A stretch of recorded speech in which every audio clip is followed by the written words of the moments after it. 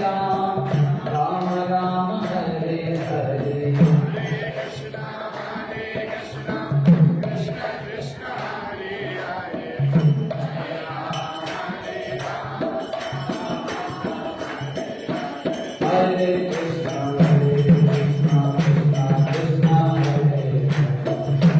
राम राम राम हरे हरे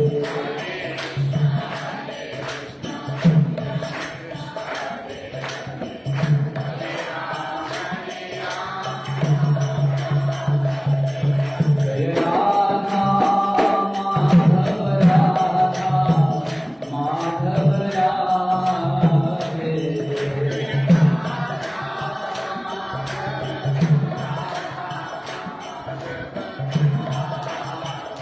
जय प्रभुपाद प्रभुपाद प्रभुपाद जय प्रभुपाद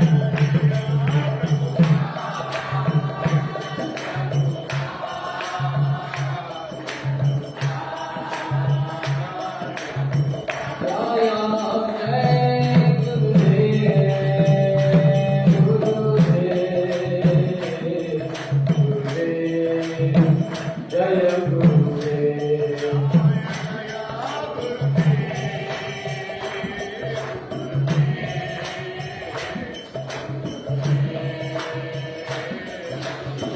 हरि बोल हरि बोल हरि बोल हरि बोल गौर हरि बोल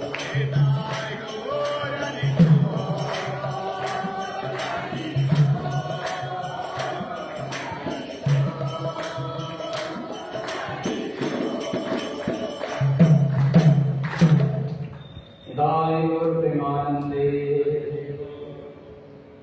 श्री राधा माधव भगवान की जय ग्रंथराज श्रीमद् भगवद गीता की जय सतगुरुशील प्रभुपाद की जय दाय गौर प्रेमानंदे हरि हरि बोल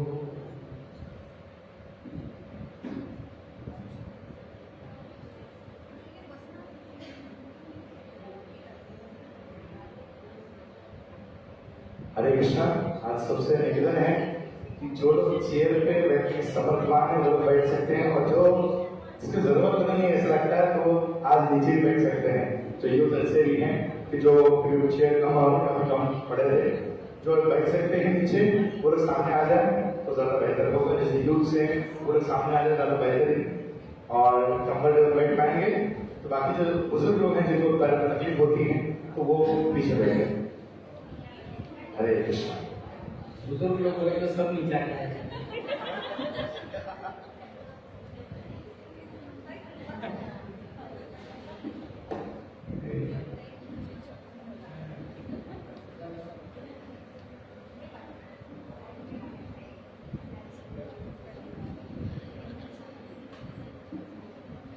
हाथ जोड़ेंगे सभी। ओम नमो भगवते वासुदेवाय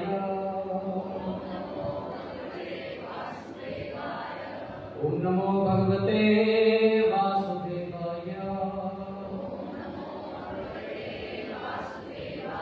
ओम नमो भगवते वासुदेवाय।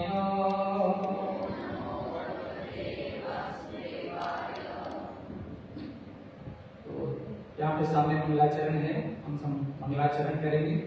मैं गाऊंगा, आप लोग भी साथ में गा सकते हैं। जो नहीं गा सकते कम से कम आगे देख के उसको आप पढ़ सकते हैं, मन ही मन पढ़ सकते हैं, बोलने की कोशिश कर सकते हैं।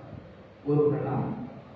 ओम ज्ञानातिमिरान्धस्य ज्ञानाञ्जनशलाकया चक्षुरुन्मीलितं येन तस्मै श्रीगुरवे नमः। श्रीचैतन्यमनोभीष्टं स्थापितं येन भूतले स्वयं रूपकदा मह्यं ददाति स्वपदान्तिकम्।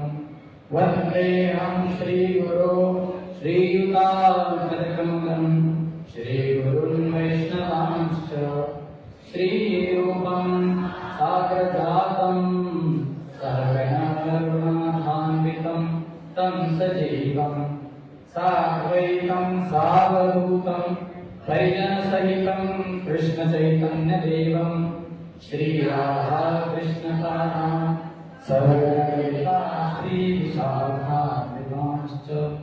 नमो विष्णुपादाय कृष्णपृष्ठाय भूतले श्रीमते भक्तिवेदान्त स्वामिनिधि नामिने नमस्ते सरस्वती गौरवाणी प्रचारिणे निर्विशेष शून्यवादी पाश्चात्यदेशकारिणे वाञ्छाकल्पतरुभ्यश्च कृपासिन्धुभ्य एव च इदानां पावनेभ्यो वैष्णवेभ्यो नमो नमः पञ्चतत्त्वात्मकं कृष्णं भक्तरूपस्वरूपकं भक्ताकारं भक्ताख्यं नमामि भक्तशक्तिकम् हे कृष्ण करुणा सिन्धो दीनबन्धो जगत्पते गोपेश गोपिकान्त राधाकान्त नमोस्तुते तप्तकाञ्चन गौराङ्गी राधे वृन्दावनेश्वरी वृषभानुसुते देवी प्रणमामि हरि प्रिये जय श्री कृष्ण चैतन्य प्रभु नित्यानंद श्री अद्वैत गदाधर श्रीवासादि गौर भक्तवृंद हरे कृष्णा कृष्ण कृष्ण हरे हरे हरे राम राम राम हरे हरे मुखं करोति वाचालं पङ्गुं लङ्घयते गिरिं यत्कृपातमहं वन्दे श्रीगुरुं दीनतारिणं परमानन्दमाधवं श्रीचैतन्यईश्वरम्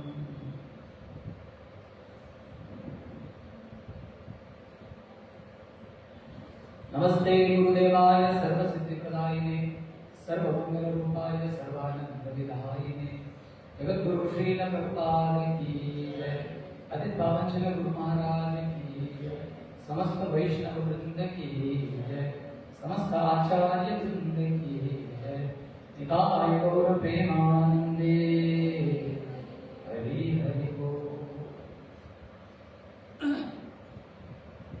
हरे कृष्णा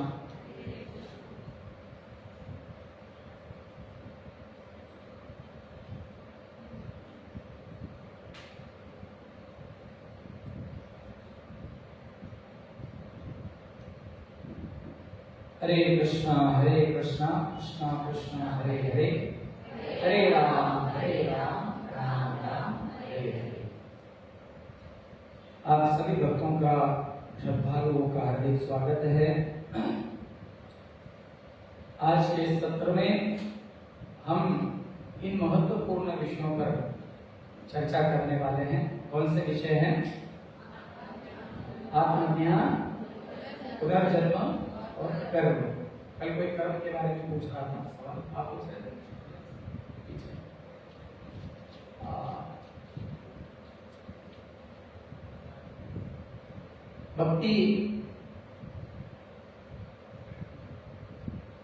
भक्ति करने का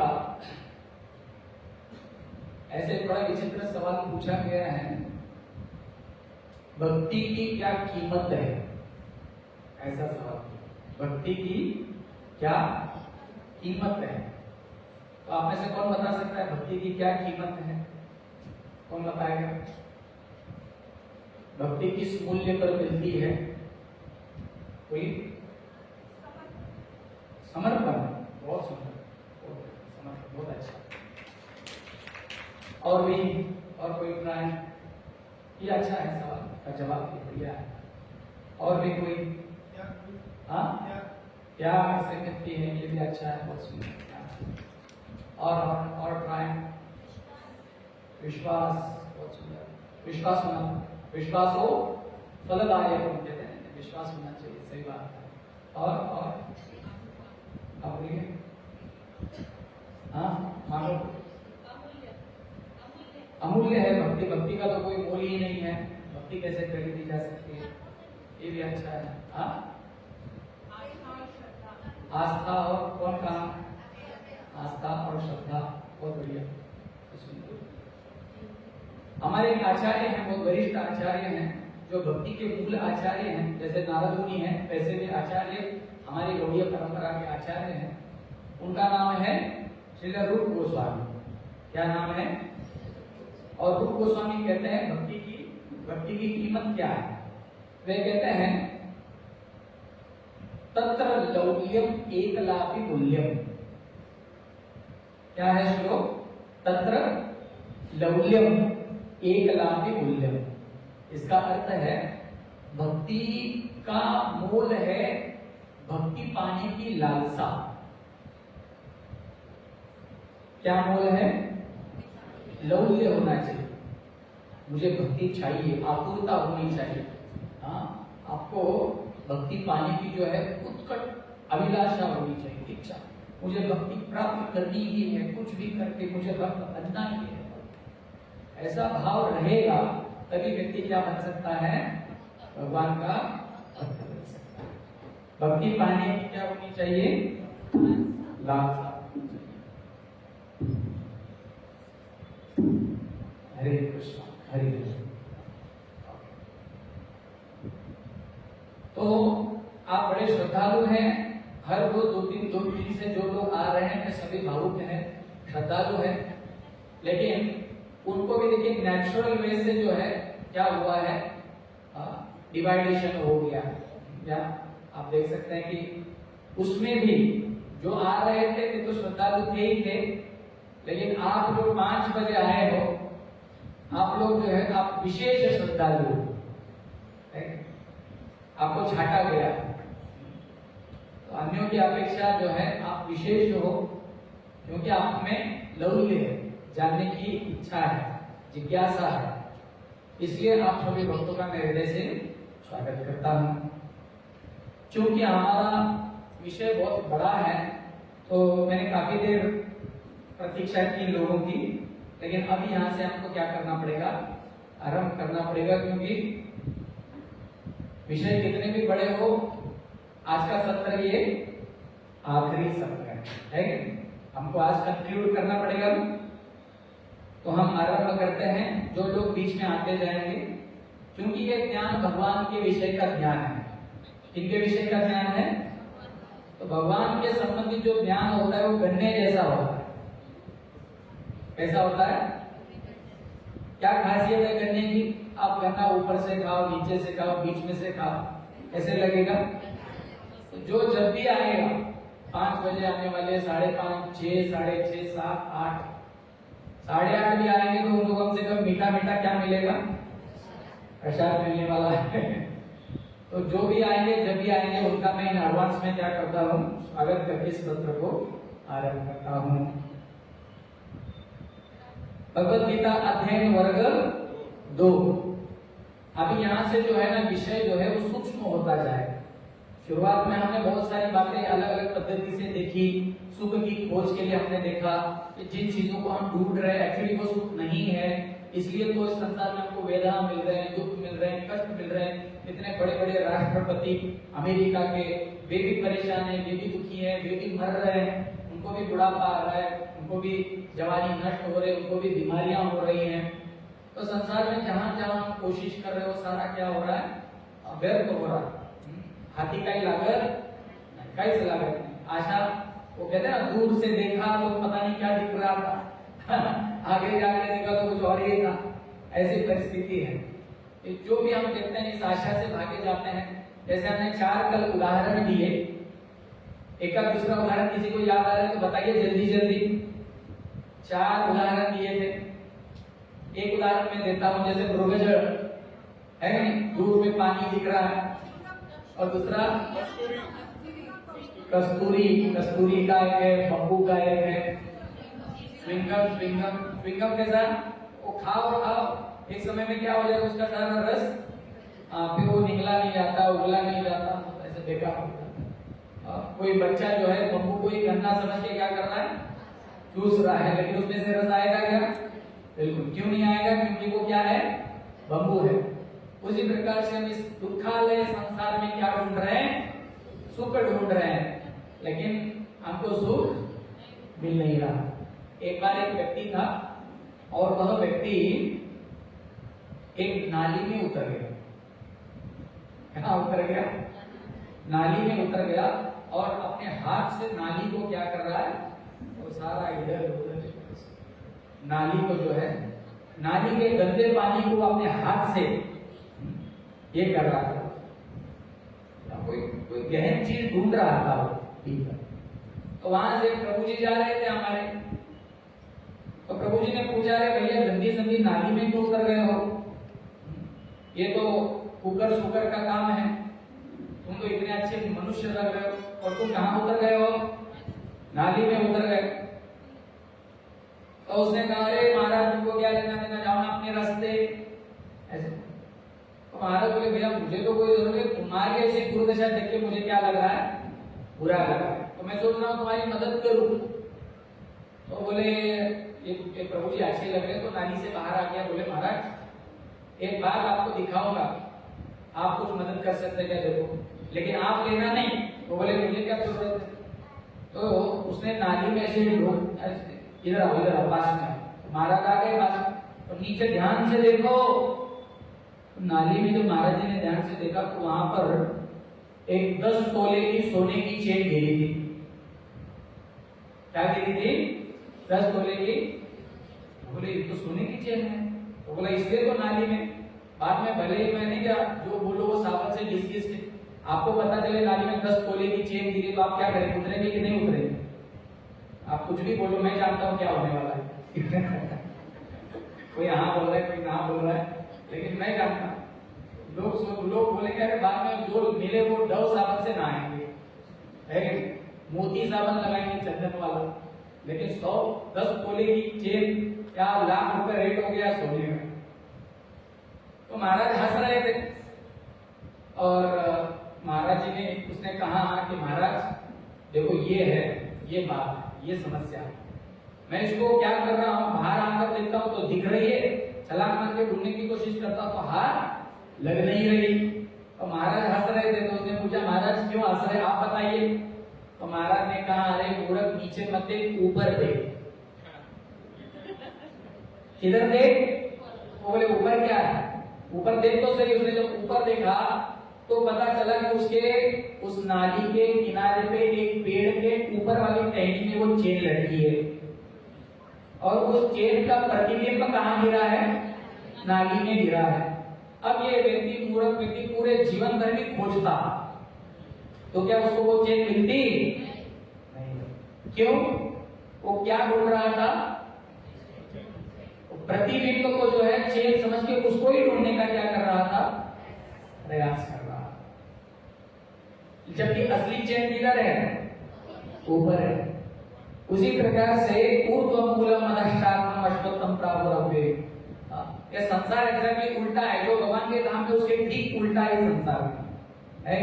ऊर्ध्वमूलम अधश्चात्मम, भगवान भगवद गीता के 15वें अध्याय के पहले श्लोक में कहते हैं ये संसार मतलब उल्टे पेड़ जैसा है, जिसकी शाखाएं नीचे है और जड़ ऊर्ध्वमूलम अधश्चात्मम। ऐसा पेड़ किसने देखा है? जिसके जड़ ऊपर है और टहनियां नीचे, किसने देखा? हाथ उठाइए। उन्होंने देखा। कहां देखा है? बरगद का पेड़। वाह, इन्होंने प्रत्यक्ष रूप से देखा। लेकिन आपको भी मैं दिखा सकता हूं। आप क्या करना, किसी भी एक नदी के किनारे, नाले के किनारे जाना और उसमें झांक के देखना, आपको पेड़ कैसा दिखाई देगा? उल्टा दिखाई देगा।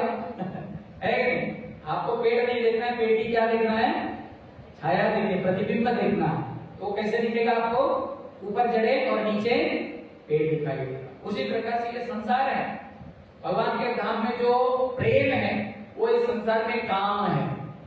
भगवान के धाम में जो निस्वार्थ भक्ति है, यहाँ पे हर एक व्यक्ति सुर नर मुनि सब की यही रीति, स्वार्थ न लागे करें सब प्रीति। हर एक व्यक्ति कैसा है? स्वार्थी है, मतलबी है, अपना काम निकालने की कोशिश कर रहा है। तो इसी प्रकार से साधु महात्मा बताते इस संसार में जो आप सुख ढूंढ रहे हो वो नाली में चेन का प्रतिबिंब ढूंढने जैसा है, वो कभी मिलने वाला नहीं है। असली सुख तो आपको मिलेगा वैकुंठ में। कहाँ मिलेगा? भगवान के धाम में मिलेगा। भगवान के। तो ठीक है, अधिक समय ना गवाते हुए आगे बढ़ते हैं। भगवद गीता अध्ययन वर्ग 2 अंतराक्षर कृष्ण भावना संघ द्वारा जिसके संस्थापक आचार्य कौन है? जगत गुरु श्रील प्रभुपाद की। ओ श्रील प्रभुपाद जी, उनकी कृपा से आज हम लोग एकत्रित होकर आत्मज्ञान, पुनर्जन्म, कर्म, ऐसे बड़े गहन गंभीर विषयों पर हम क्या कर रहे हैं? चर्चा कर रहे हैं, चिंतन कर रहे हैं।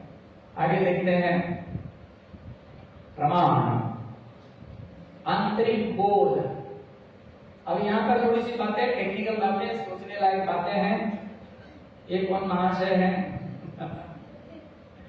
ऐसे लग रहा कोई जादूगर है, नहीं? तो ये व्यक्ति दिखा रहा है अपना हाथ। ये उसका क्या है? पढ़ रहे हैं आप लोग? ये ऊपर उसका क्या है? सिर है। नीचे उसके क्या है? ये सारा उसका क्या है?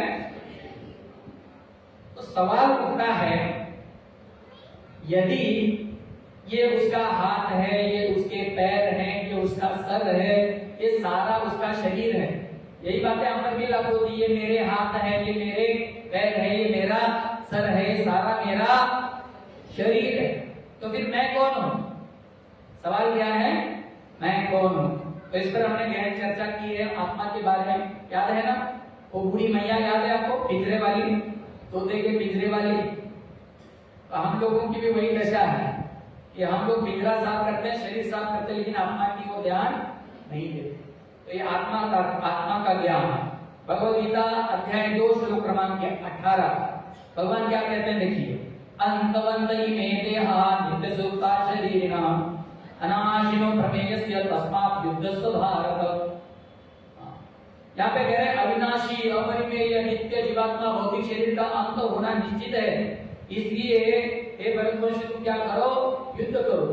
प्रभु भी यही कहते हैं कि आत्मा कभी मरना नहीं है। मरने वाला कौन है? शरीर है। क्योंकि आत्मा के बारे में क्या कहा गया? न जायते म्रियते वा कदाचित् नायं भूत्वा भविता वा न भूयः अजो नित्यं शाश्वतोऽयं पुराणो न हन्यते हन्यमाने शरीरे हन्यमाने अपि स न हन्यते। शरीर के मरने पर भी जो नहीं मरता वो कौन है? आत्मा है। इसलिए कहा गया न जायते न म्रियते, ना वो कभी जन्म लेता है न कभी मरता है। आप कहेंगे भैया आत्मा तो कभी ना कभी तो जन्म लिया होगा। नहीं, क्योंकि नियम क्या है? जब तक सही ध्रुव मृत्यु, जो जन्म लेगा उसको क्या करना पड़ेगा? मरना पड़ेगा। इसलिए आत्मा को यहाँ पे क्या कहा गया? आत्मा न कभी जन्मता है न कभी मरता है। भूत्वा भविता वा न भूयः, ना ये कभी प्रकट हुआ न कभी ये नष्ट होगा। भगवद गीता अध्याय क्रमांक 2 श्लोक संख्या 7, कार्पण्य दोषो बहद स्वभाव वृक्षामि त्वां धर्म सम्मूढ़ चेता यश्रेयस्यात् निश्चितं ब्रूहि तन्मे शिष्यस्तेहं शाधीमां त्वां प्रपन्नम्। अर्जुन ने बहुत सारे तर्क वितर्क दिए और कहा कि ये मर जाएंगे, वो मर जाएंगे, फिर क्या होगा प्रभु? क्या क्या क्या क्या? अंत में बेचारा वो घूमने लगा, भ्रमति वचके मना।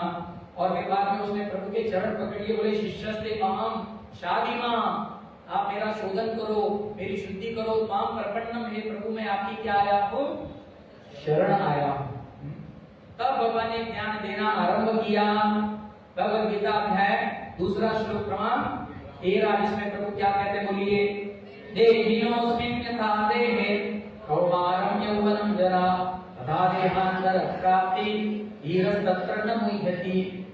इस प्रकार से देहधारी आत्मा इस शरीर में आप देखेंगे पहले छोटा बच्चा रहता है, वही व्यक्ति आगे चल के जवान होता है, वही व्यक्ति आगे चल के बूढ़ा होता है।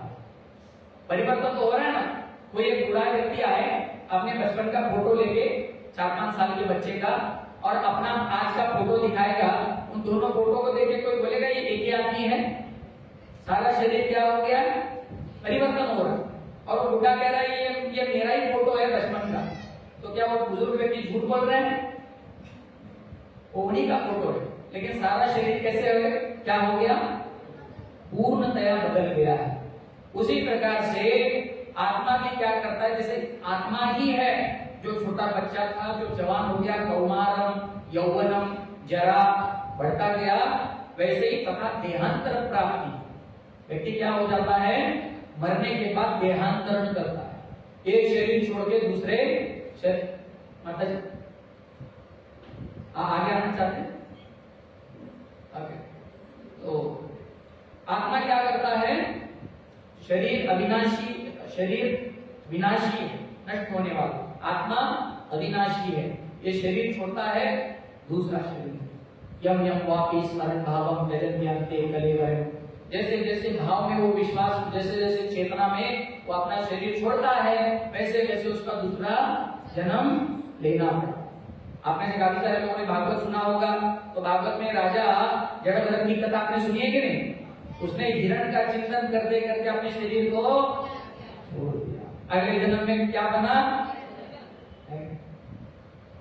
जड़भरत राजा हरनी गर्भा गेला, जड़भरत राजा हरनी गर्भा गेला। घाला तो घातला वासने ने, घाला तो घातला वासने ने, जड़भरत राजा हरनी गर्भा गेला। वो अंत में सारे संसार को त्याग कर आए थे भरत महाराज, लेकिन जान किसमें अटकी? छोटे से हिरण के बच्चे में 3 जन्म लेने पड़े। एक जन्म तो हिरण का लिया, फिर वो शरीर छोड़ा और उसके बाद में पुनः जड़भरत बन के आ गए, तब जाके मुक्त हो गए। तो जैसे जैसे हम ध्यान करते हैं वैसे वैसे हमारा शरीर हमें प्राप्त होता है। आत्मा के बारे में यहाँ पे बड़ा सुंदर विश्लेषण अभी यहाँ पे हम थोड़ा सा आत्मा के बारे में प्राप्त करेंगे, थोड़ा गहन अध्ययन। क्या हम खुली आत्मा से आत्मा को देख सकते हैं? देख सकते हैं? नहीं। क्यों? क्योंकि आत्मा बहुत क्या है? आत्मा बहुत सूक्ष्म है। कितना छोटा है आत्मा? बोले पालाग्र शतभागस्य शतधा कल्पितस्य च। जो केस है ना, केशाग्र, उसका जो टिप पॉइंट है, उसके आप 100 टुकड़े करो। कितने करो? 100 टुकड़े करो। उसमें से एक टुकड़ा ले लो, फिर उसके 100 टुकड़े करो। उसके बाद जो कण बचेगा वो है आत्मा का। इसलिए हमारे नेत्र जो है, भौतिक चर्म चक्षु, इनके द्वारा हम आत्मा को नहीं देख सकते। तो सवाल उठता है कि आत्मा को नहीं देख सकते, इसका मतलब आत्मा है कि नहीं है? जनरली लोगों का भावना क्या रहता है? जो चीजें नहीं दिखती वो है ही नहीं। ऐसा कुछ है क्या? ऐसा नहीं होता। बहुत सारी चीजें आप खुली आंखों से नहीं देख सकते, लेकिन उसका अस्तित्व होता है कि नहीं? होता है। जैसे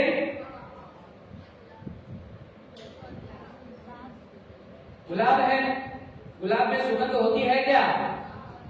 गुलाब सुगंधित होता है कि नहीं? आप बोलेंगे पूजा करो, चाइनीज आते उसमें तो बदबू आती है या सुगंध तो आती ही नहीं। एक्चुअली जो गुलाब है उसमें क्या रहती है? दिखती है क्या?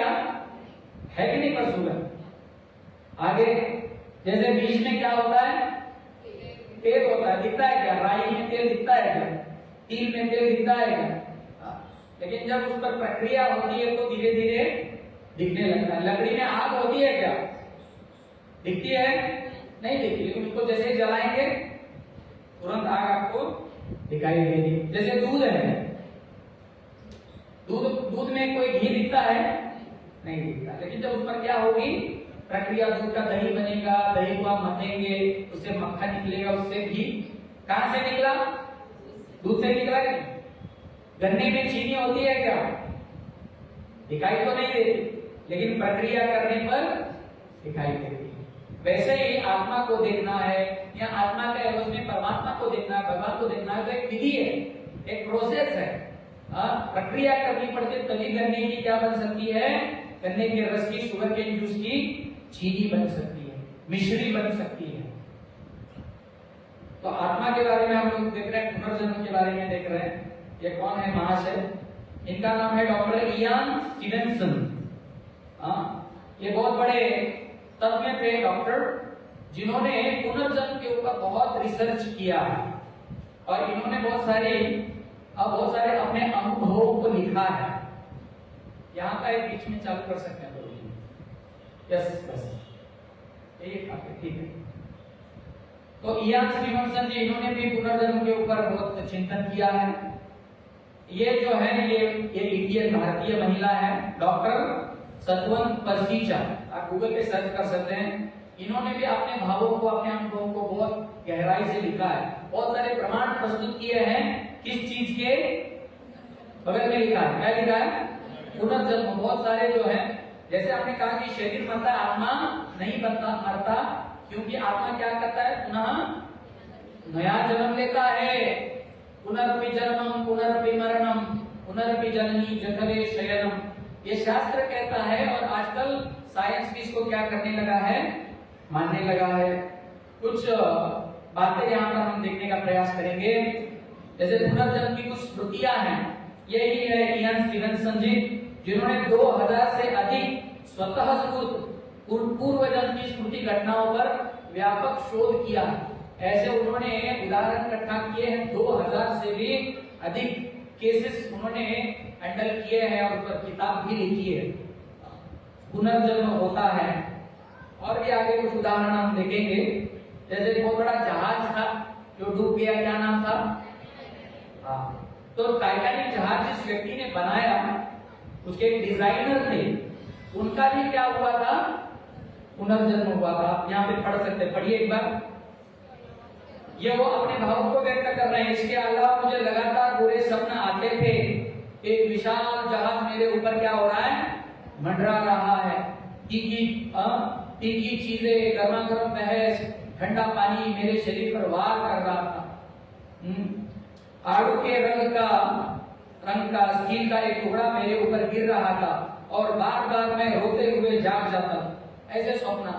वही व्यक्ति जो उस जहाज में मरा था, और डिजाइनर भी उस जहाज में था, तो दूसरा उसका जन्म हो गया, तो बोलता कि ऐसे ऐसे मुझे सपने आते थे और मैं हड़बड़ा के जग जाता। 25 साल के उम्र में वॉशिंगटन डीसी वो चला गया वो व्यक्ति, जहां मैंने एक परामर्शदाता की मदद ली जो विश्राम के साधन के रूप में सम्मोहन का उपयोग करते थे। तब उनको किसी मनोवैज्ञानिक के पास गए, उन्होंने उनको बहुत सारी विधियां बताई कैसे आप अपने बुरे बुरे सपनों से क्या कर सकते हैं, छुटकारा पा सकते हैं। तब जाके उनको थोड़ा सा धैर्य मिला।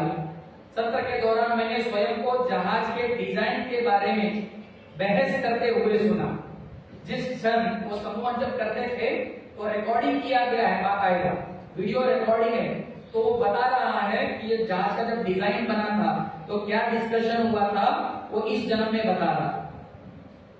बहस करते हुए सुना। जिस क्षण मैं समाधि से बाहर, जैसे ही मैंने वो डिस्कशन सुना तो मैं झटका मार के क्या हो गया, बाहर आ गया, उठकर बैठ गया और बोला मेरा नाम टॉमी एंड्रयूज है। पिछले जन्म का उसको, जिसने टाइटैनिक को क्या किया है, डिजाइन किया है, उसका नाम भी उसके मुंह से डायरेक्ट निकल गया। ये प्रमाण है कि उसका क्या हुआ है, पुनर्जन्म हुआ है। ये एक बड़ी प्रसिद्ध हस्ती है, क्या नाम था, कल्पना चावला जी। आप देखते हैं बीच में कल्पना चावला। बुलंदशहर यूपी की 4 वर्षीय उपासना नाम की लड़की है जो दावा करती है कि उसका नाम पिछले जन्म में क्या था, कल्पना चावला था। आप देख सकते हैं पिछले जन्म की स्मृतियां। ये युवा कल्पना चावला है और बीच में ये अंतरिक्ष यात्री एस्ट्रोनॉट कल्पना चावला, जब वो जिस रूप में वो गई थी आकाश में। और ये बगल में जो बच्ची है, ये बिहार की बच्ची, यूपी बिहार की, क्या नाम है, उपासना। कल्पना चावला का पुनर्जन्म। उपासना के पिता राजकुमार ने मीडिया कर्मियों से बताया जब से उसने बोलना शुरू किया। जब ये छोटी बच्ची, देखिए कोई व्यक्ति लोगों को यदि झूठ बोलना चाहता है, फंसाना चाहता है, तो कुछ पढ़े लिखेगा, कुछ बाद में कुछ थ्योरी बनाएगा और मन गढ़ंत कहानियां सुनाए। लेकिन ये बच्ची बोलने लगी, तभी से देखिए क्या कहती है। शुरू किया तब से वह हमें बता रही है उसका नाम कल्पना चावला है और उसके पिता का नाम बनारसी दास चावला। लेकिन हम कुछ भी पता नहीं लगा सके क्योंकि हमने कल्पना के बारे में कभी भी कुछ नहीं सुना। ये भी प्रमाण है। उपासना के पिता ने कहा, उसका दावा है कि अंतरिक्ष यान बर्फ के एक विशाल गोले से टकराया जिससे वह दुर्घटनाग्रस्त हुआ और उसकी जान चली। छोटी सी बच्ची जो अभी बोलने लगी है वो ये बातें बता रही है। तो ये कुछ साइंटिफिक रीजन मैं आपको दे रहा हूँ, कुछ कारण बता रहा हूँ। गर्भ का सार हम देखेंगे आगे। आत्मा का ज्ञान तो हो गया। अभी हम कर्म के बारे में थोड़ा सा चिंतन करेंगे। कर्म का सार, कर्म की रूपरेखा देखेंगे। कर्म क्या है, सवाल आप जल्दी जल्दी पढ़ेंगे। कर्म क्या है, आगे कर्म का सिद्धांत क्या है, आगे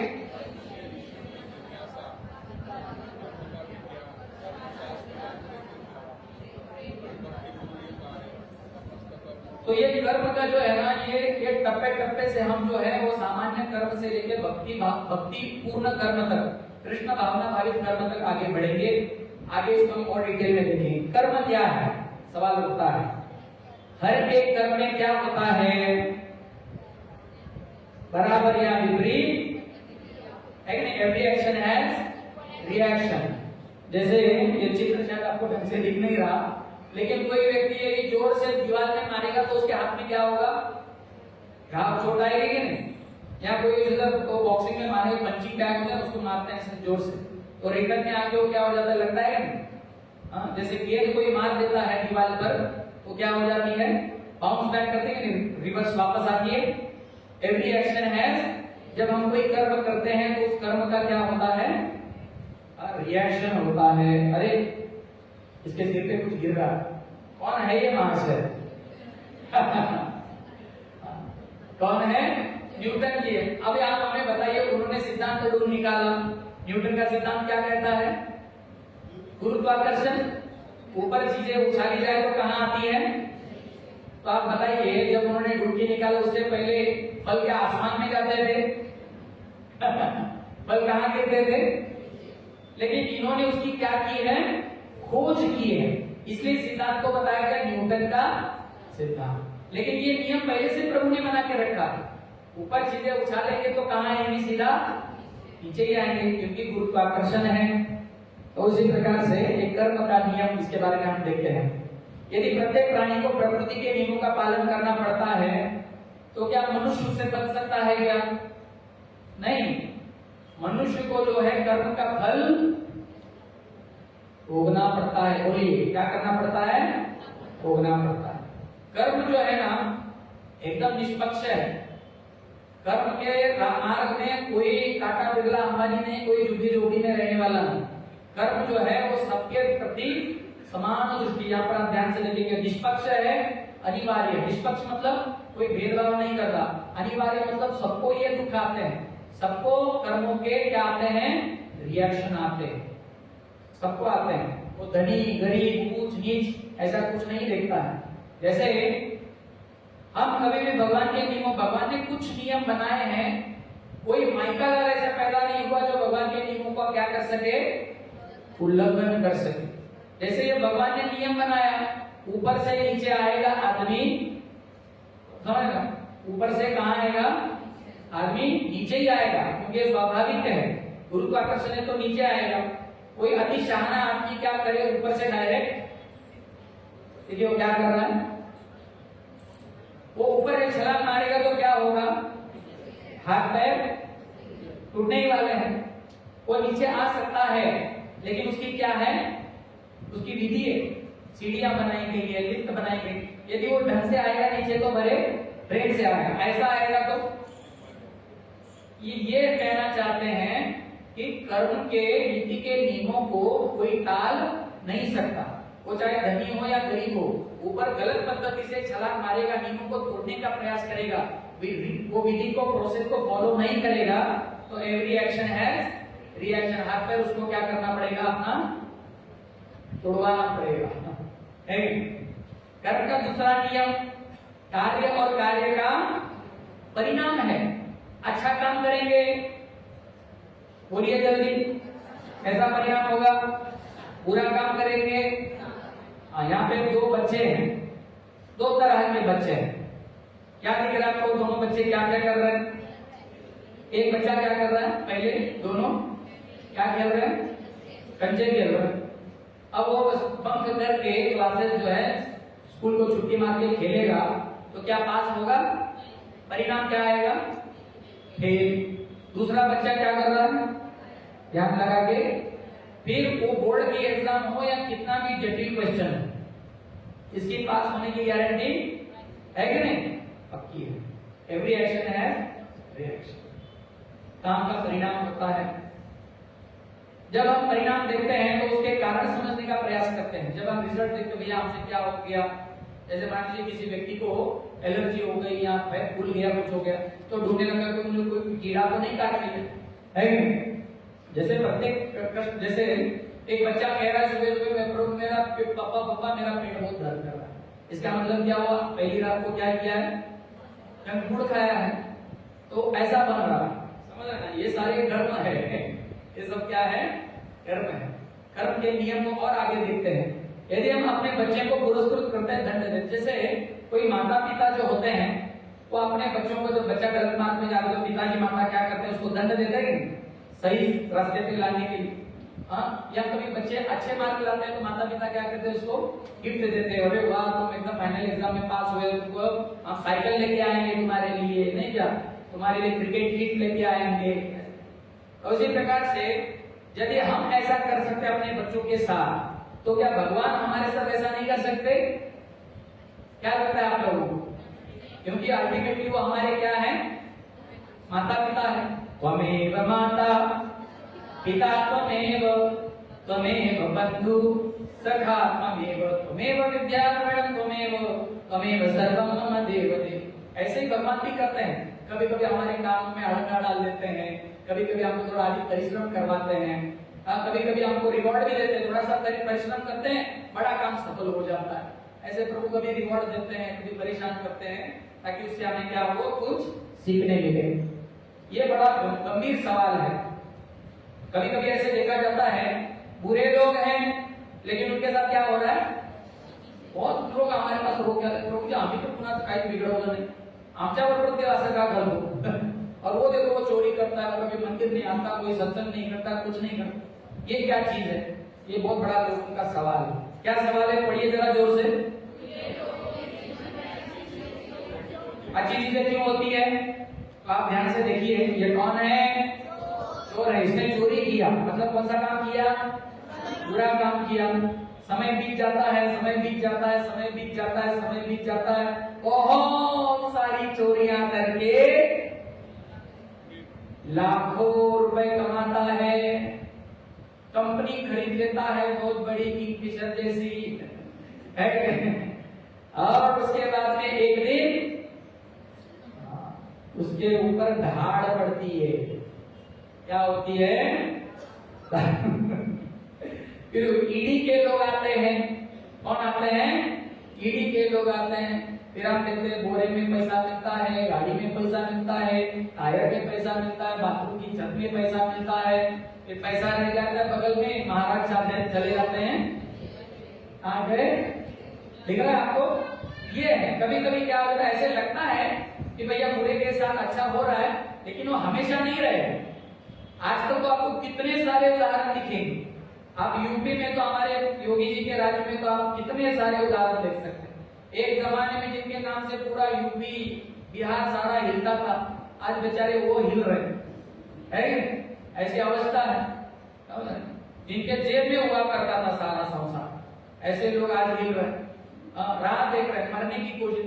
कुछ दिन पहले मैंने एक ये देखा, एक वीडियो क्लिप देखा, मीडिया वालों के सामने वो एक आतंकी आके कह रहा है, मैं योगी जी से निवेदन कर रहा हूँ, हमारा तो सारा सत्यानाश हो गया, कम से कम हमारे पत्नी बच्चों को तो छोड़ दो, नहीं क्या रिक्वेस्ट कर रहा है। उसने जब इतने बड़े बड़े कांड किए, उनको छोटे छोटे गोर गरीब लोग, उनके पत्नी बच्चे परिवार, उनका ध्यान नहीं आया। तो ये होता है। लगने के लिए आपको लगता है, आप सावधान, पूरे मार्ग पर कभी जाना नहीं। शुरुआत में अच्छा लगता है, कल हमने देखा श्लोक में, शुरुआत में अमृत जैसा लगता है, अंत में विष होता है। क्या होता है? विष होता है। कर्म के विषय में जिज्ञासा। सवाल क्रमांक 2 क्या है? जिस प्रकार गोदाम में अनाज जमा होता है, कभी कभी देखते हैं कि बुरे लोगों के साथ अच्छा हो रहा है, अच्छे लोगों के साथ बुरा। ऐसा क्यों हो रहा है?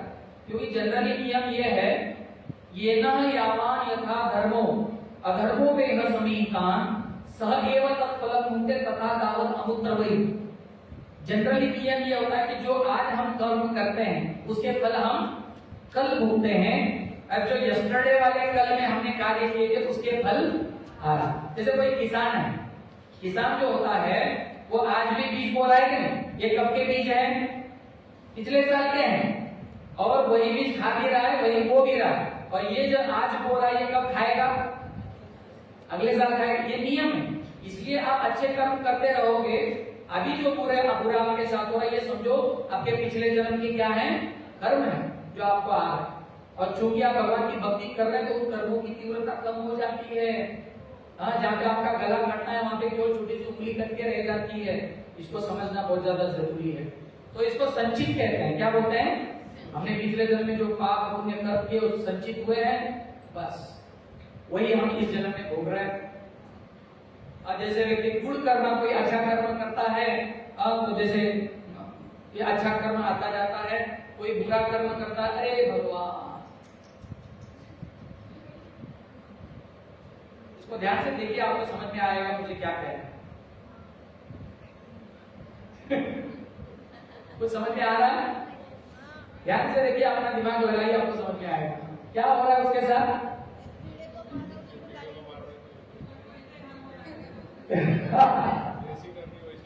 जैसी करनी, देखो उसके सिर पे सींग आ रहे हैं लाल वाले, है कि नहीं?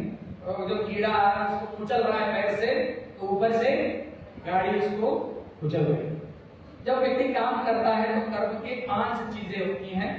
भगवान गीता में कहते हैं 18-14 अधिष्ठानं तथा कर्ता कर्म च प्रकृतिदम विविधाश्च प्रकृतिशेषा दैवम चैवाम प्रपंचमम्। कोई भी काम जब हम करते हैं तो उसमें 5 चीजें मुख्य होती हैं।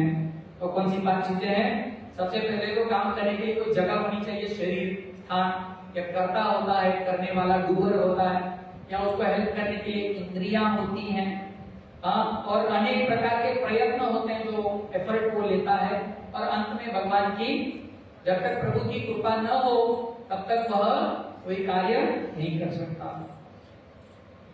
जिज्ञासा, पूर्व संचित कर्म, इसको हमको भोगना ही पड़ता है। क्यों भोगना पड़ता है? बहुत सारे लोग सवाल पूछते हैं कि भैया अरे ठीक है ना, कभी किया है, उसको आज क्यों भोगना है? जैसे हमने देखा, यहाँ पे आप उदाहरण देखेंगे, ये व्यक्ति क्या कर रहा है? बीज बो रहा है। तो आज बीज बो रहा है तो तुरंत शाम को जाके फल काटने की बारी आएगी क्या? वो धीरे धीरे क्या होगा, उसका पेड़ बनेगा, पौधा बनेगा, फल लगेंगे, तब कटाई होगी, तब आपको अन्न मिलेगा। वैसे ही हम देखेंगे कि हम अलग अलग योनियों में भ्रमण करते हैं अपने अपने कर्मांतर अनुसार। इस प्रकार विभिन्न बीज अलग अलग समय पर रूपांतरित होते हैं, उसी प्रकार विभिन्न कर्मफल भी अलग अलग समय पर मिलते हैं। इसलिए पिछले जन्म के, कुछ इस जन्म के, कुछ आरंभ में किए, कुछ बाद में किए, ये सारी चीजें हमको प्राप्त होती रहती हैं। बहुत सारे लोग सवाल पूछते हैं, भैया जो भी झंझट है प्रभु एक बार खत्म क्यों नहीं कर देते? जो भी है एक बार दे दो और विषय क्या कर दो, मिटा दो। ऐसा कैसे सवाल? तो भगवान गीता में कहते हैं कर्मणो योगी बोद्धव्यम बोद्धव्यम से विकर्मणम अकर्मणस्य बोद्धव्यम गहना कर्मणो गति। भगवान ने क्या किया है? सारी चीजें अपने हाथ में रखी है। ये भगवान निर्धारित करेंगे किसको कब क्या देना है। आपका केवल अधिकार मांगने का है। आप क्या करो, मांगो। कब देना है वो कौन सोचेंगे? वो प्रभु सोचेंगे। इसलिए ग्रहणों कर्मणा गति, कोई नहीं बता सकता कि ये मैं कर्म कर रहा हूं और इसका अभी ही मुझे रिजल्ट मिलेगा। बहुत सारे लोग एकदम पछताते रहते हैं। सिर्फ हमने कभी ईश्वर के भक्तों को भी देखा, मैं 20-25 वर्ष झालं भक्ती करतोय, काही सगळं नीट होईना, ना घर होतंय, ना कार होतंय, ना बंगला होतोय, ना गाडी होतंय, ना काम धंदा मिळतोय, ना सगळं चांगलं होतंय, ना मुलं बाळ होतात, ना लग्न होतात, ना हे होतात। प्रभु जी अभी तो ऐसे लग रहा है शायद भगवान है नहीं संसार में, प्रभु ऐसे लग रहा है। ऐसा नहीं, ये भाव बहुत गलत भाव है। इससे उल्टा क्या होगा, अपना नुकसान ही होगा। इसको हम आगे देखेंगे। यहाँ पे धृतराष्ट्र की कथा है। ये महाशय थे धृतराष्ट्र जी। धृतराष्ट्र जी का आप देखिए मतलब कैसे समय बढ़ता है। अपने लगभग 150 जन्म पहले धृतराष्ट्र ने क्या किया था, एक पक्षी था, उस पक्षी के 100 अंडों को उसने क्या कर दिया था, छोड़ दिया। बेचारे वो अंडे जो है, कुछ बच्चे भी थे, कुछ अंडे भी थे। 100 जन्म उन्होंने पुण्य किए। आज एक बच्चा, एक लड़का पैदा होने के लिए कितना पुण्य लगता है? 100 बच्चे पैदा करने के लिए उसने क्या किए, पुण्य किए। देखो भगवान ने इतने पुण्य करवाए उनसे, और 100 बच्चे पैदा किए, उनको राजा बनाने योग्य बनाया, इतना बढ़िया शिक्षा प्रदान की, इतने बड़े हो गए, जवान हो गए, सब कुछ हो गया, और उसके बाद में युद्ध में क्या हो गए, मर गए। ऐसा खेल है ये कर्म का, समझ रहे हैं। और माता पिता जिंदा हैं, 100 के 100 बच्चे क्या हो गए, माँ बाप के सामने मर गए। ऐसे कर्म को भोगना पड़ता, इसलिए बुरे कर्मों से क्या रहो, सावधान। सत्य है बुरे कर्मों से क्या हो जाओ, सावधान, क्योंकि ये आपको क्या मिलेगा, ये सूत समेत मिलेगा, ब्याज मिलेगा, इसमें चक्री ब्याज लगता है ब्याज के ऊपर भी ब्याज लगता है, सावधान हो जाओ। बहुत सारे लोग बोलते हैं अज्ञानी लोगों को क्यों कष्ट उठाना पड़ता है, तो इसका जवाब है, अरे आपके जीवन में जो अज्ञान है वही कष्ट का परिणाम। व्यक्ति ज्ञानी रहेगा तो कष्ट से बचने का प्रयास करेगा कि नहीं, अज्ञान ही सबसे बड़ा कारण है कष्ट का। जैसे आप अच्छा व्यवहार करेंगे, जैसे मान लीजिए कोई व्यक्ति जेल में है, अच्छा व्यवहार करेगा तो कभी कभी क्या हो जाता है, तो हमारे वो संजय दत्त जी थे, उन्होंने क्या किया, बहुत सारी टोपियां, मैं पुणे की खबर बता रिसेंटली, मतलब 1 साल पहले उन्होंने बढ़िया जी टोपियां बनवाई, मैं खुद में गया था देखने के लिए, वहां पे नाटक करने के लिए उनको लाए थे, पुणे में ड्रामा कर रहे थे, टोपियां सी रहे थे, छोटी छोटी थैलियां सी रहे थे, बहुत अच्छा काम किया। रेडियो पर भी वो काम करते थे अंदर जेल से, एरोला जेल से, अच्छा अच्छी वर्तन थी, इसलिए उनको 1 डेढ़ 2 साल कम करके उनको जल्दी क्या कर दिया गया, छोड़ दिया। जो अच्छा कर्म करता है उसको इस भौतिक संसार से बहुत जल्दी वो क्या हो जाता है, मुक्त हो जाता है। और यदि कोई व्यक्ति बुरा कर्म करता है तो उसको और काला पानी की सजा देते हैं और गहराई में डालते हैं, ऐसा ये नियम है। जिज्ञासा कर्म के विषय में बहुत सारे लोग कहते हैं प्राकृतिक आपदा आती है, प्रभु जी एक तो एक आदमी का आप बता रहे हैं, लेकिन कभी कभी ऐसा देखा गया कि बड़ा बवंडर आ जाता है, सुनामी, उसमें तो कितने लोग मर जाते हैं, ये तो गलत है ना। ये कौन सा कर्म है, ये किसका कर्म है, पूरी की पूरी बस खाई में चली जाती है, अब क्या करेंगे। तो उसका उत्तर ये है, ये प्राकृतिक आपदाएं जो है ये बहुतों को नष्ट कर देती है, बात सही है, लेकिन ये आपदाएं भगवान के द्वारा, देवी देवताओं के द्वारा उठाई जाती है। तो ये आपदाएं अंधी नहीं होती, ये आपदाएं किसी भी गलत व्यक्ति को नहीं मारती, उस आपदाओं में वही व्यक्ति मरता है जिसका समय भर कर आ गया है, समझ रहे हैं। जैसे कुछ उदाहरण आप देखेंगे, ये बड़ा सुंदर उदाहरण है, मद्रास में आया था, क्या आया था, सुनामी आया था, तो बहुत सारे लोग 1 दिन पहले ही दिल्ली चले गए थे अपने परिवारजनों के पास, और वे बच गए, वो क्या हो गए, बच गए। और बहुत सारे लोग दिल्ली से चेन्नई घूमने गए थे, कौन सा बीच है वहां पर, मरीना का जरीना मरीना बीच पे वो घूमने गए थे, और वहां घूमने चले गए, दिल्ली से आके मरने वाले दिल्ली से आके वहां पे मरे, और जिनको नहीं मरना था वो अपना रहता घर छोड़ के दिल्ली पहुंच गए। समझ में आई बात। तो ये हमको दिखा नहीं, लेकिन एक्चुअली ऐसे होता है। गुजरात में भूकंप आया था, तो वहां पर एक छोटा सा बच्चा जीवित रह गया था, सुना था आपने खबर, बताए, सब लोग मर गए लेकिन छोटा बच्चा जीवित रह गया। तो प्राकृतिक आपदाएं कुछ अंधी नहीं होती हैं, जिसको मारना है उसी को मारती है। अब कर्म के विज्ञान को हम थोड़ा सा देखेंगे अच्छे से। ये जो है ये कर्म का विज्ञान है। 3 तरह के कर्म होते हैं, कौन से एक कर्म, एक विकर्म, अकर्म। आप इसको ऐसे समझ सकते हैं, कर्म मतलब अच्छा काम, अच्छा काम कोई व्यक्ति करेगा उसको कर्म कहते हैं, या सत्कर्म कहते हैं, या पुण्य कर्म कहते हैं। विकर्म का अर्थ है विपरीत कर्म, पाप कर्म। देखिए उसका अर्थ वहां पर लिखा है, ऐसे कर्म जो शास्त्रों ने कहने के लिए कहा है, भैया जिम्मेदारी से आदमी कर रहा। विकर्म का अर्थ ये है कि वो अपने शक्ति का, अपने अंगों का गलत इस्तेमाल कर रहा है, गलत काम कर रहा है, लोगों को तकलीफ दे रहा है, तो पाप कर्म कर रहा है, तो उसके वैसे फल बनते हैं। नीचे आप देख सकते हैं, एक व्यक्ति गाय को काट रहा है, अगले जन्म में वही गाय उसको क्या करेगी, काटेगी। ये नियम है संसार का। लेकिन जो व्यक्ति अकर्म करता है तो वो कैसा कर्म है, पढ़िए एक बार जोर से। ये कैसा कर्म है, वो आपको जन्म और मृत्यु से क्या प्रदान करेगा,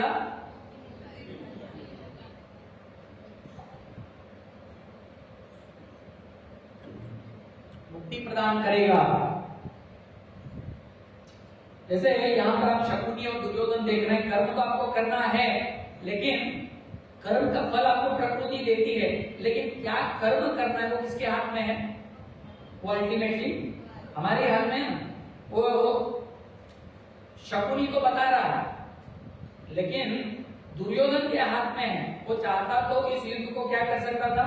भगवान कृष्ण ने कहा ना कि आप 5 गांव दे दो बस, पांडव लोग बेचारे उसमें जी जाएंगे। लेकिन शकुनी की मान के इसने क्या बोला, सुई की नोक पर जितनी जगह बैठेगी उतनी भी मैं बिना युद्ध किए। और रिजल्ट क्या निकला, जो ऐसा कह रहा था वही बेचारा 18 दिन में संसारी छोड़ के चला गया। ये कर्म का विज्ञान 2 प्रकार का वाद होता है, कर्मवाद होता है, दैववाद। बहुत सारे लोग ऐसे होते हैं कर्मवादी, एकदम कर्मठ होते हैं, अरे सब मेरे हाथ में है, मैं ये करूंगा, मैं देखो सारे संसार को कैसे बदल देता हूँ। ऐसे कुछ लोग होते हैं। और कुछ दैववादी आलसी लोग होते हैं, तेरे हरि अलगावरी, ऐसे भी रहते हैं, अरे होगा तो मिल जाएगा, देखा जाएगा। एक्चुअली ये दोनों भी कर्म क्या है, गलत है। दोनों भी ये दोनों जो एटीट्यूड है ये सही नहीं है ना। बहुत सारी चीजें हैं आपके हाथ में हैं, लेकिन जैसे हमने शुरुआत में 5 चीजें देखी, जब तक प्रभु का साथ न मिले वो कर्म कभी सिद्ध नहीं हो सकता। तो कर्मवाद भी फेल है। और दैववाद देखो पैसे कैसे पैर ऊपर डालते। ऐसा यदि व्यक्ति आलसी पड़ा रहेगा तो कहते ना, सोए हुए सिंह के मुख में खगा न, क्या संस्कृत एक श्लोक है चाणक्य नीति का, नहीं सुप्तस्य सिंहस्य मुखे विशंति खगा, ऐसे करें। सोया हुआ सिंह जो है उसके मुंह में ऑटोमेटिक कोई जानवर थोड़ी जाता है, उसको क्या करना पड़ता है, शिकार करनी पड़ती है। ये दोनों भी गलत है। यदि आप कर्म के शास्त्र को जानेंगे, क्या करना है, कैसे करना है, कब करना है, क्यों करना है, इन चीजों को अच्छे से समझेंगे तो इससे क्या होगा, नैतिकता बढ़ेगी। समाज में क्या बढ़ेगी, नैतिकता बढ़ेगी, लोग जिम्मेवार बन जाएंगे। जैसे मान लीजिए एक गांव है जहाँ पे पुलिस है ही नहीं, लेकिन आपको आदत है, आपको पता है कि भैया जहाँ पे 4 रस्ते आ रहे हैं, रुको, दाएं बाएं देखो, आगे बढ़ो। यदि नियमों का पालन कर रहे हो, किसके कल्याण के लिए है, अपने लिए है। अब बिना सोचे समझे आगे निकल जाओगे तो एक्सीडेंट हो जाएगा। तो इसलिए जो है ना, हमको क्या करना पड़ेगा, अपने ऊपर कुछ नीति नियम डालने पड़ेंगे, धर्म के सिद्धांत को जानना पड़ेगा, उसका पालन करना पड़ेगा। हमको हमेशा भगवान का क्या रहना चाहिए, भय रहना चाहिए। अब बहुत सारे लोग इस पर ऑब्जेक्शन लेते और ये डर दिखा के भगवान की भक्ति कर, नहीं, ये डर कैसा है, जैसे कोई बच्चा माँ बाप से डरना बंद कर दे, क्या हो जाएगा, बिगड़ जाएगा कि नहीं। इसलिए प्रभु से डर उस तरह का डर नहीं है, हनुमान मुल्ला बनोने ऐसा वाला नहीं, समझ रहे। एक नेचुरली एक आदर युक्त भय होता है ना, भय बिन प्रीत न होई गोसाई, हमारे मोदी जी ने कहा एक चौपाई रामचरितमानस की। भय होना चाहिए, आपको हमें डर होना चाहिए पुलिस का, प्रशासन का, तभी लोग वरना अराजकता फैल जाएगी, कोई किसे काटेगा, मारेगा। माताएं ऐसी खुले स्थान में इतने सारे गहने वहने पहन के घूम पाएंगी क्या, यदि डर नहीं रहेगा तो।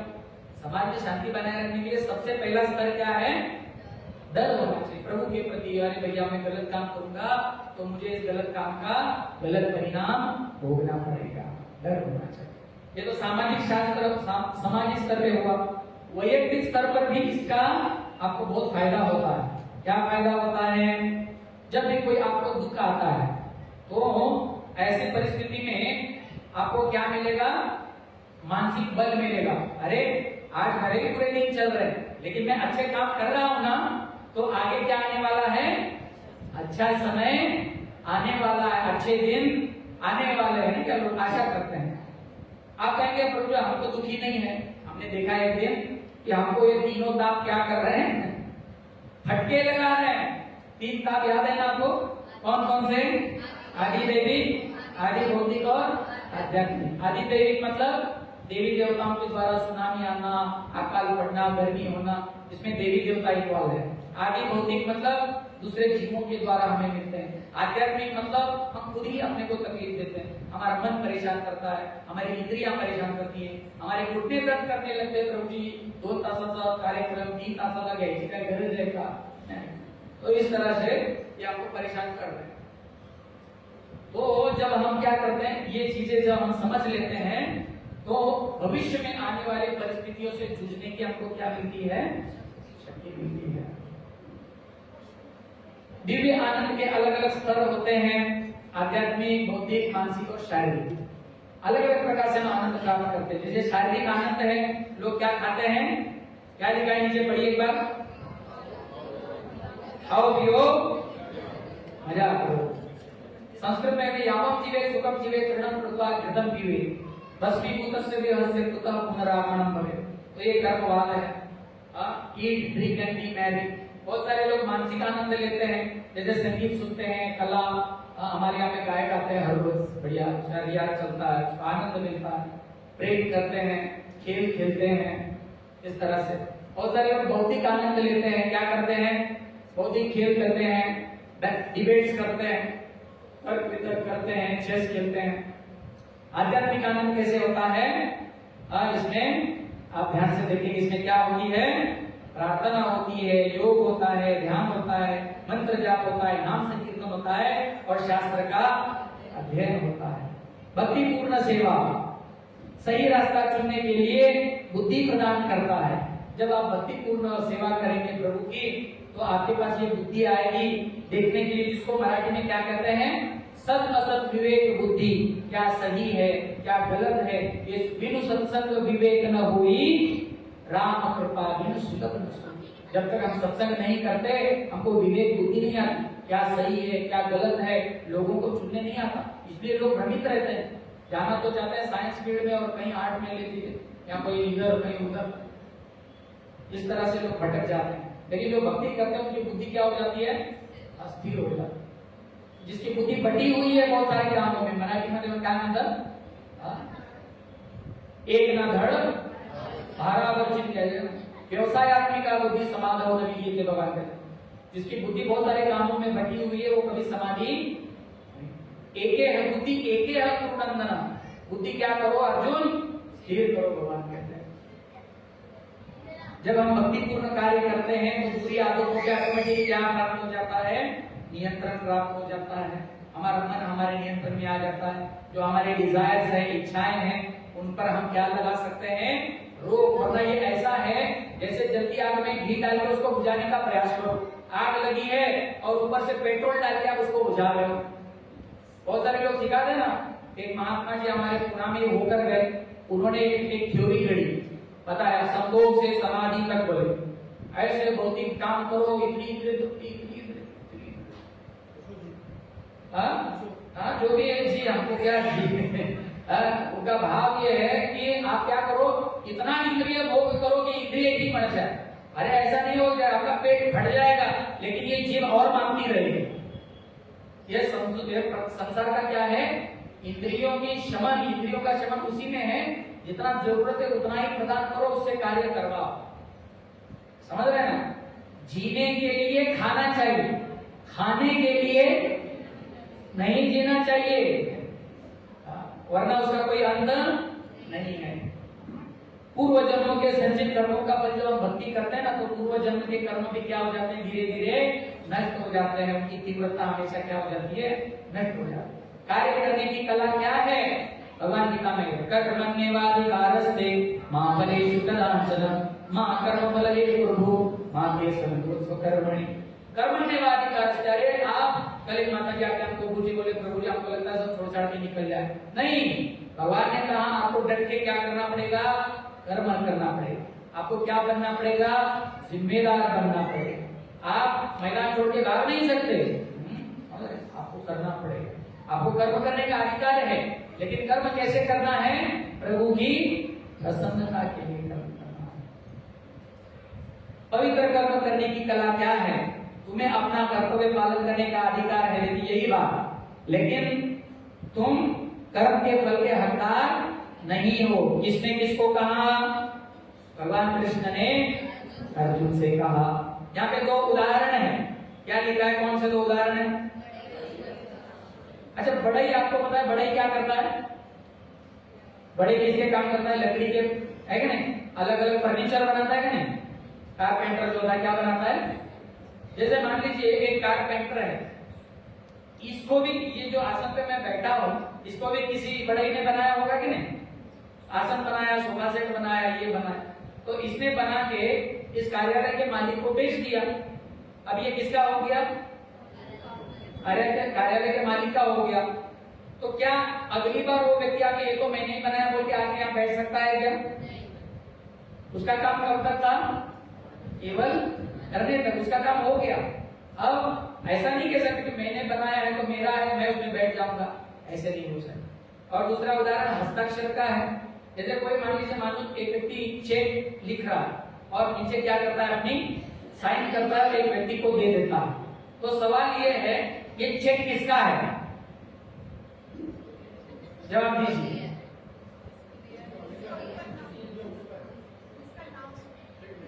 बोलिए जल्दी सोच के बताइए, चेक किसका है? जो दे रहा है उसका है या जिसको दिया गया उसका है? जिसको, अरे पर उसमें तो नाम देने वाले का है ना। वो तो अपनी जेब से फाड़ के दे रहा है। समझ में आ रही बात? उसी प्रकार से हमको स्थायी भाव से हम भगवान के उपभोगी है। भगवान भोक्ता है, भोक्ताराम तपस्या। हम कौन है? हम उपभोगी है, दुय्यम दर्जे के भोक्ता है। प्रभु पहले प्रसाद पाएंगे, भोग लगाएंगे, उसके बाद में उनका प्रसाद हम पाएंगे। ये पद्धति है। जैसे बढ़ई बना की चीजें बेच देता है, उनसे उनका कोई लेना देना नहीं। चेक फाड़ने वाला अपने साइन करके दे देता है, उसके बाद में उसका कोई लेना देना नहीं है। उसी प्रकार से आपको कार्य कैसे करने हैं? इस स्थायी भाव से करने हैं कि मैं जिम्मेदारी मुझ पर ये डाली गई है, इसलिए कार्य मैं कर रहा हूं। इसको और डिटेल में हम लोग जो है वो आगे देखें। सभी चीजें भगवान की है और उनका ही उन पर क्या है? नियंत्रण है। इसलिए जो भी चीजें हमारे पास प्रभु ने दी है, सबसे पहले हमको क्या करना है? उनको जोर से बोलिए, अर्पण करना है। जैसे भोजन है, समय है, धन है, शक्ति है, जो भी कुछ है वो प्रभु के चरणों में अर्पित करना है। यत् करोषि यदस्नासि यज्जुहोषि ददासि यत् तपस्यसि कौन्तेय तत्कुरुष्व मद अर्पणम्। जो भी हम कर रहे हैं, यत् करोषि यद अन्नासि जो खा रहे हैं, यज्जुहोषि जो यज्ञ कर रहे हैं, ददासि जो दान दे रहे हैं, यत् तपस्यसि जो ध्यान कर रहे हैं, जो भी कुछ कर रहे हैं हमको किसके लिए करना है? बोलिए जरा जोर से, भगवान के लिए करना है। प्रभु को अर्पित करके करना है, हमारे प्यारे माधव जी के लिए करना है। यही बात भगवान ने भगवद गीता के 9वें अध्याय के 27वें श्लोक में कही है। हरे कृष्णा कृष्ण कृष्ण हरे हरे, हरे राम राम राम हरे हरे। तो इस प्रथम सत्र को हम यहाँ पर विश्राम देते हैं। बहुत बहुत धन्यवाद। हरे कृष्णा। अभी आपके लिए बहुत बढ़िया जूस की व्यवस्था है। 1-2 मिनट में आप खड़े होके जूस का आनंद ले सकते हैं, थोड़े से पैर इधर उधर घुमा सकते हैं, फिर आके आपको यहाँ पे बैठना है। ठीक 6:30 बज रहे हैं। अगला सत्र इसके बाद में तुरंत आरंभ हो जाए। हरे कृष्णा। केवल 2-3 मिनट का समय है। युग धर्म प्रभु जी, क्या महाशंकर प्रभु? ठीक है, वहां पे बाहर व्यवस्था की गई है, तो आप ले सकते हैं। आप आपसे चर्चा कर सकते हैं इन बातों पे, सवाल अपने आप लिख सकते हैं। अंत में आपको सवाल पूछने का अवसर दिया जाएगा। तो 1-2 मिनट के लिए यहाँ पर ब्रेक है, उसके बाद में पुनः आपको यहाँ पर वापिस आना है। हरे कृष्ण। सद्गुरु श्री प्रभुपाद की जय और प्रेमानंदे।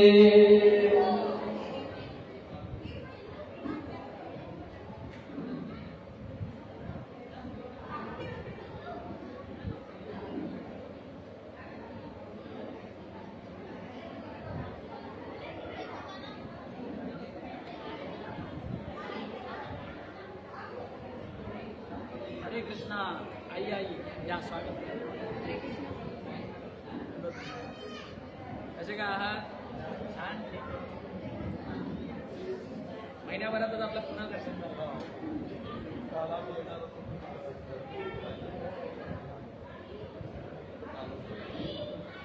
भक्ती नाही आली आहे ना, भक्तीची मुलगी दिसते।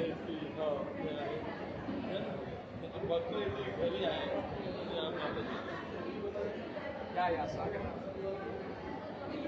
पुण्यात असतं का? हा, पुण्यामध्ये जे राजमध्ये नाही नाही, मी वडगाव हॅरीला राहतो। मी बिहारी आहे। हा, एक कात्रजला पण आहे, एक कॅम्पात आहे। हा, नाही नाही, मी घरी राहतो। हा या आता हे घेऊन या